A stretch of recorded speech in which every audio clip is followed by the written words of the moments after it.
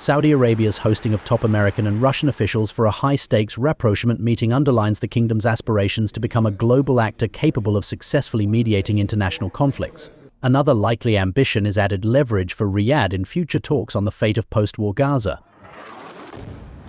The location for these talks, described by Kremlin spokesperson Peskov as one that generally suits the United States and Russia, is widely considered a win for the kingdom's 39-year-old leader, Crown Prince Mohammed bin Salman. He's on a mission to transform his oil-rich country and its Islamist past into a nation that can cultivate soft power from immense wealth. It's all part of a wider shift. In recent years, Saudi Arabia has realigned its policies towards neutrality in global conflicts with the hope of attracting billions of investments that could help achieve Vision 2030. The Crown Prince plans to diversify the Saudi economy away from oil. Prince bin Salman has significantly pulled back from Yemen after years of war with neighboring Houthis. He is mending ties with regional rival Iran and has maintained close relationships with China and Russia. This has been done while preserving the close Saudi relationship with the West. In addition to hosting international boxing bouts and electronic music festivals, Saudi Arabia has sought to project an image of being a global peacekeeper.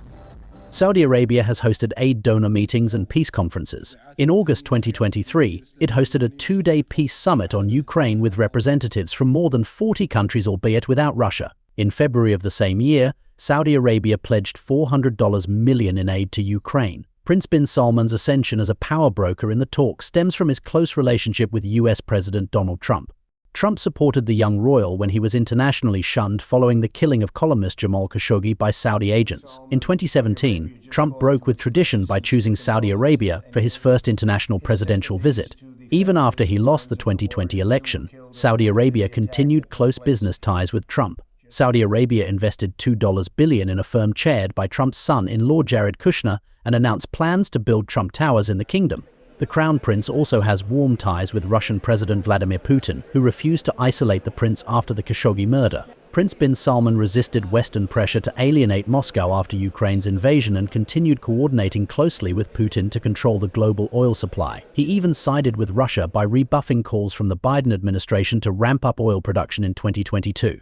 Putin visited the kingdom in 2023 and has courted Riyadh to join BRICS, a bloc of countries seeking to counter US economic influence. Prince bin Salman was instrumental in the release of American teacher Mark Fogel from Russian custody. Trump's envoy to the Middle East, Steve Witkoff, said, "Saudi Arabia, along with its neighbor, the United Arab Emirates, was also successful in mediating several prisoner exchanges between Ukraine and Russia." Witkoff joined U.S. National Security Advisor Mike Waltz and Secretary of State Marco Rubio for a meeting with Prince bin Salman in the Saudi capital Riyadh, just one day ahead of the scheduled talks with Russian Foreign Minister Sergei Lavrov. Putin's aide Yuri Yushakov and Russia's Sovereign Wealth Fund chief Kirill were also scheduled to attend the talks. Notably, Tuesday's talks will not include Ukraine. However, President Volodymyr Zelensky, who is in the United Arab Emirates capital Abu Dhabi, said he will travel to Saudi Arabia later this week for separate talks with Saudi officials.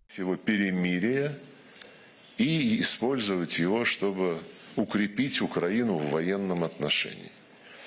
То есть философия-то у европейцев никуда не делась, поэтому я не знаю, что им делать за переговорным столом. Если они будут вот так выцыганивать какие-то лукавые идеи про заморозку конфликта, а сами по обычаю, по своему нраву и привычкам будут иметь в виду продолжение войны, то зачем их туда приглашать? European leaders will be meanwhile meeting in Paris to discuss a coordinated response to the talks in Saudi Arabia, having been left out of direct participation. This is a signal from Washington that Europe's security role may no longer be a priority for the United States. Longer term, Saudi Arabia may aim to use its role as a mediator in the meeting between Russia and the US to capitalize on a pressing regional matter. Trump's controversial suggestion that the US take ownership of Gaza and permanently relocate its residents. Earlier this month, Trump laid out a vision of bringing peace to the Middle East by redeveloping the war-torn Gaza Strip with Riviera-style premium housing and permanently relocating its more than 2 million residents.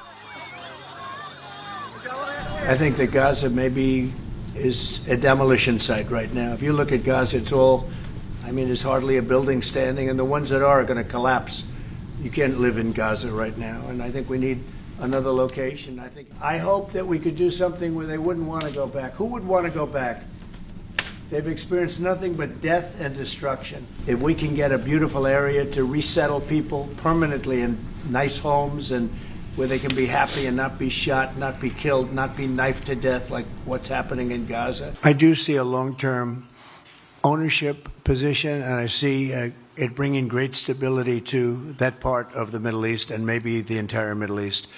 And everybody I've spoken to, this was not a decision made lightly. Everybody I've spoken to loves the idea of the United States owning that piece of land, developing and creating thousands of jobs with something that will be magnificent and I don't want to be cute, I don't want to be a wise guy, but the Riviera of the Middle East, this could be something that could be this could be so magnificent.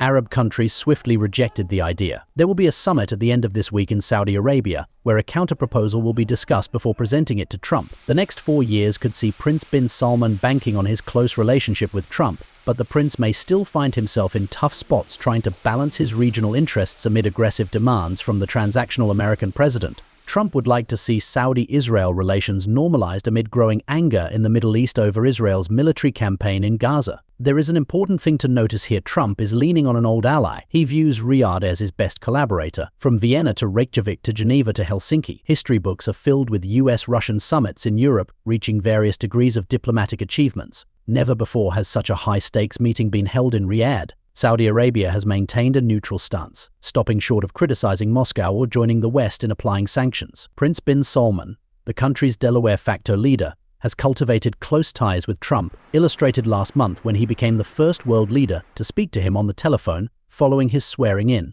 If Trump indeed travels to Saudi Arabia for a meeting with Putin, he will become the only American president to make Saudi Arabia the site of his first 2 foreign trips for both terms in office. A sharp departure from the traditional visits to neighboring Mexico or Canada that many of his predecessors have done. Another aspect of this is that of the UK. Recently, UK Prime Minister Keir Starmer said that he was ready and willing to put British troops on the ground in Ukraine to enforce a peace deal if necessary. Writing in the Daily Telegraph newspaper, Starmer said he does not take the possibility lightly, but reasoned that helping to guarantee Ukraine's security would also strengthen the security of the United Kingdom and Europe. Firas Maksad, a senior fellow at the Middle East Institute in Washington, said that while Saudi foreign policy is anchored in a strategic partnership with the US, Riyadh's foreign policy has sought to diversify its options, both regionally and internationally, allowing for flexibility and pragmatism when circumstances dictate. 我们注意到有关报道，俄罗斯和美国都是有影响力的大国，中方乐见俄美就一系列国际问题加强沟通对话。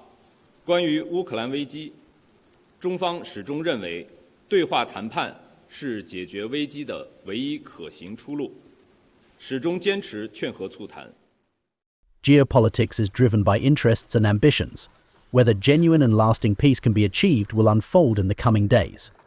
Bureau Report, NewsX.